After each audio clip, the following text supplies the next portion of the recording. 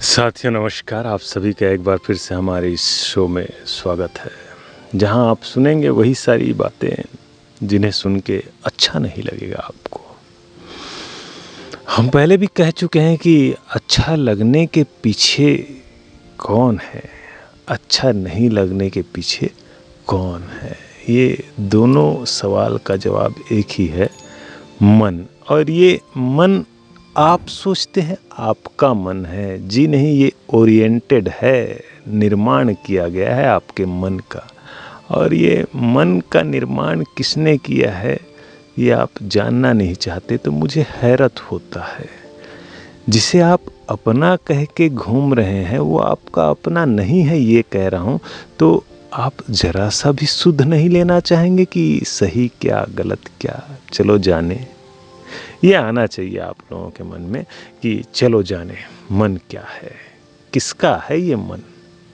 क्या जिसे हम अपना मन समझते हैं ये हमारा है कि नहीं, ये सवाल होना चाहिए आप लोगों के जीवन में। परंतु नहीं है तो कोई बात नहीं, आज नहीं तो कल वो वक्त आ ही जाएगा जब आप अपने आप को जानने के लिए, अपने मन बुद्धि को जानने के लिए बेताब हो जाएंगे। रातों की नींद भी उड़ सकती है।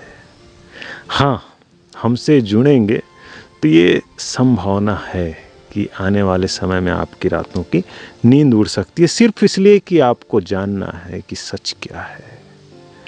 आप हैं, आपका बॉडी है, आपका माइंड है, इसके अलावा और क्या है। आपको आपका शरीर समझ में आता है, आपको आपका बुद्धि भी समझ में आता है। तो उसी बुद्धि के सहारे से मन को खंड खंड करके देख सकते हैं।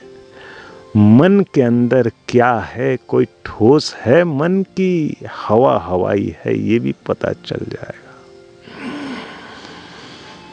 कहीं ना कहीं आप सभी होशियार हैं मेरी नज़र से, इसलिए होशियार कह रहा हूँ, ये भी जान लेने जैसी बात है। मैं होशियार आप लोगों को इसलिए कह रहा हूँ क्योंकि आप लोग हमसे जुड़ना नहीं चाहते। कहीं ना कहीं आपको इस बात की भनक लग चुकी है कि हम जो बताने वाले हैं वो आपके खिलाफ होगा, तो खिलाफात आप सुन नहीं सकते। क्योंकि जैसे ही आप अपने खिलाफ सुनेंगे आपको एक बात समझ में आ जाएगा कि आप ठीक नहीं हैं, आप दुर्गुणों से भरे हुए हैं। तो आपको अपने खिलाफ जाने की आवश्यकता होगी अगर आपको ठीक होना है, गुणों से भर जाना है।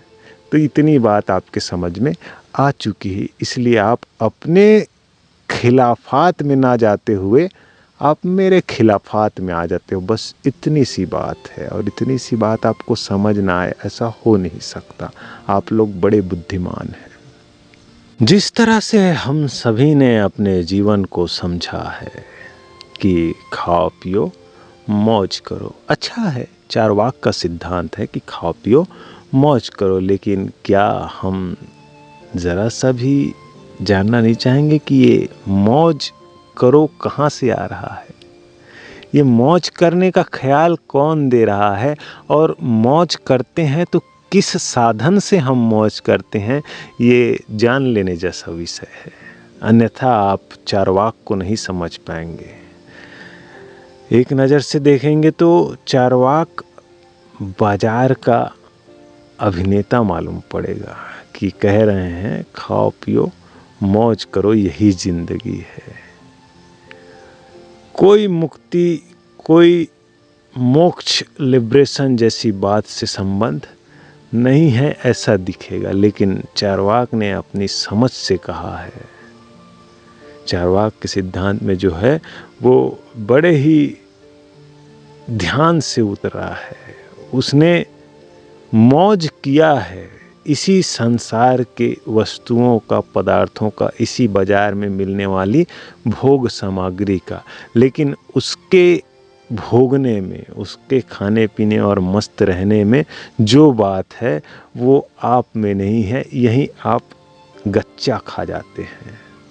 तो जब आप उस ध्यान को जान जाएंगे कि खाओ पियो मौज करो का सिद्धांत किस तरह से खाने की बात कह रहा है, तो आप समझेंगे खाओ पियो मौज करो, लेकिन इस खाने पीने और मौज करने को बड़े ध्यान से देखना होगा, होश से देखना होगा। समझ की आँख से आपको स्पष्ट देख लेना होगा कि कैसा लगा खा के, कैसा लगा पी के और कैसा लगा मौज करके। और ये मौज ज़रूरी है इसी तरह से आएगा। जब खाने पीने से मौज आ सकता है तो चुपचाप बैठे रहने से भी तो आ सकता है। मैं ये नहीं कह रहा हूँ कि आप चुपचाप बैठ जाएं। हम तो आपको उपद्रवी बनाने के लिए आए हैं, हम आपको उपद्रवी बना देंगे। जी हाँ, कहा गया है किसी जानने वाले के द्वारा कि अगर आप अपने जीवन में कोई बड़ी उपलब्धि चाहते हैं तो अपने जीवन में आपको कोई बड़ा उठापटक उपद्रव सरीके का कुछ करना होगा। लेकिन आप तो बड़े ही सुस्त मालूम पड़ते हैं, काहिल, आलस्य। अब हम किससे संबंध जोड़ें?